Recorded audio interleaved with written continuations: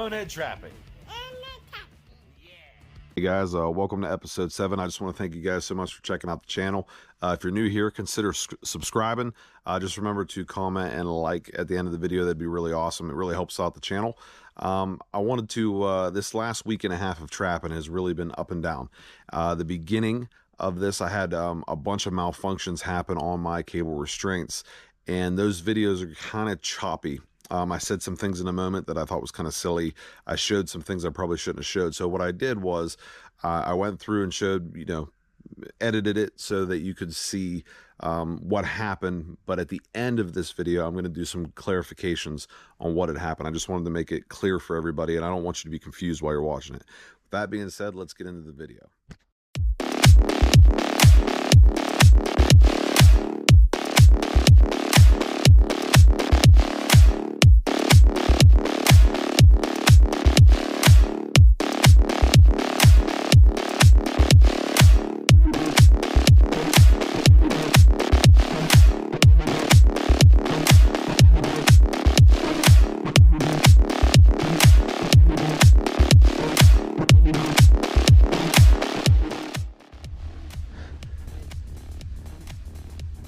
Oh man. Huh.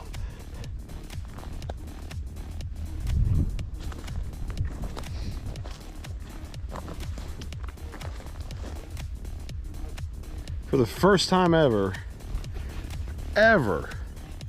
I just had a coyote escape my cable. Right in front of me too.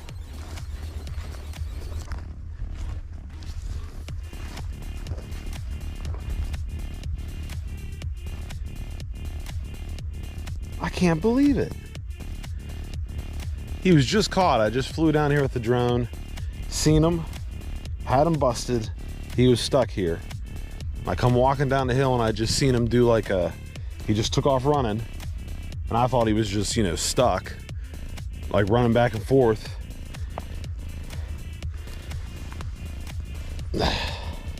Nope. I'm holding my cable right now. Man, he just broke free. Wow. Let me show you the cable. So here's the cable. He just broke the breakaway for deer. I mean, he was stuck for a long time. You can see like little things of fur. I just saw him. He was just right here. Oh man. This sucks. I had never had this happen to me before. Man, I can't believe it. I thought for sure I was coming down around the corner just to see him, caught. Nope, he chewed himself out, yanked and pulled and worked until he got free. Man, I can't believe that. I never had one of these things fail on me before until today. I had one get pulled out of the ground one time, and it was actually right here. The coyote got pulled. It was like somewhere right there, and it ran down in here and got stuck. And yep, man, he's gonna be hard to catch now. Jeez. All right, that stinks, but I'll see y'all down the line. What's up, guys? I actually made a catch today, and it got away. I'm not really sure what it was. I'm trying to figure it out. Let's look. Cable restraint. Here is at the end of the restraint. You can see some fur in there, and the lock. The whole area is tore up. Things are bent a little bit. But how it got out, I'm not really sure. I don't know if it was a small little animal that jumped in there and was caught for a while. Oh, here we go.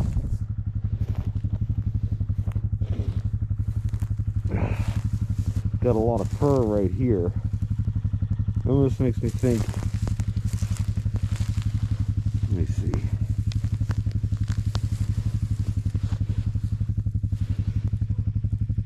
It almost makes me think I caught a rabbit and then something came along and got the rabbit. Just kind of what it seems like. No blood or anything.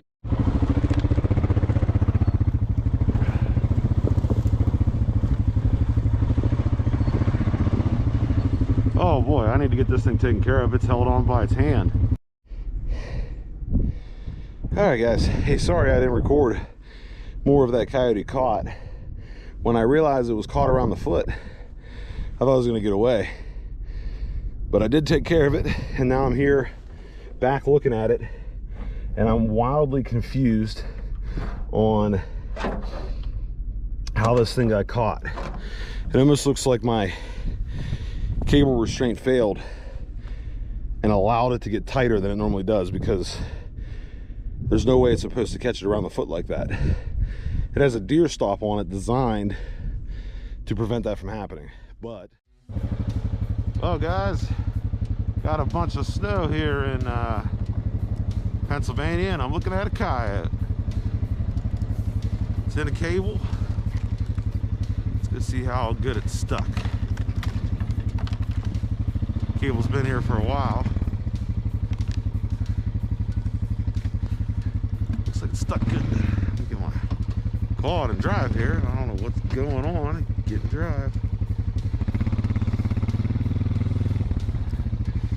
And it's caught the way you want your coyotes caught. Let me get flipped around here. You're probably sick of seeing me already.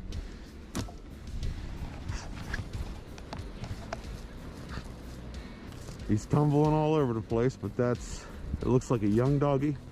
But hey, that's what we want. We want those coyotes caught. So I want to get this thing taken care of so he don't get away, and show you what it looks like. But he is tumbling and flipping and flailing, and boy, whew. All right, let me go take care of him. All right, so this makes coyote number 5. Should be number 6, but I had that one get away. Let's check it. Let's see, male or female here. Another female. That is the 4th female around my house. That's crazy. But this is how you want them to get them caught, boys and girls. Right here. Ain't nothing better than that. And you can see where he was chewing, but I used 1x19 cable, and they just don't get through it. What broke was the breakaway, which is this little part right here. So it wasn't the cable that broke on that one escape, so just so you know that. So, well, I'll see y'all down the line. 4th female around here, 5th coyote this year. Pretty sweet. I got a lot more cables to check this morning, so let's get moving. I got to get to work. Well guys, this is how you know you should have I should have redid my canine sets with better wax dirt after all that rain, because now we got snow and we're all froze up, and I'm gonna show you what happened. So you got coyote came over here and worked it, dug the set out and everything. My trap couldn't even go off because it's frozen solid. Ugh. Stinks, but it's the reality of trapping.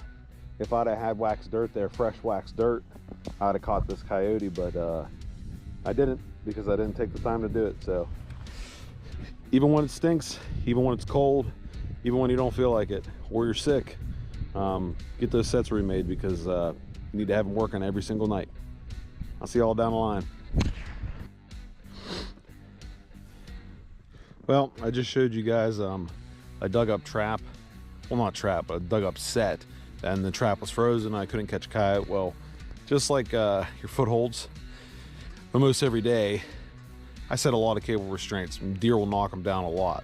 And I have a tendency to just drive past them sometimes when the cable's laying down, thinking, I'll get it next time, what's the big deal?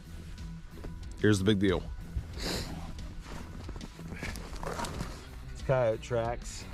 Coyote tracks, and the cable was knocked down previously, and that coyote came right through it and didn't get caught because that cable was not there to catch it. So the thing is, I know they like to use this trail, so I'll reset it back up, but who knows how long I have to wait until that coyote comes back. So kind of stinks, but I'll see y'all down the line.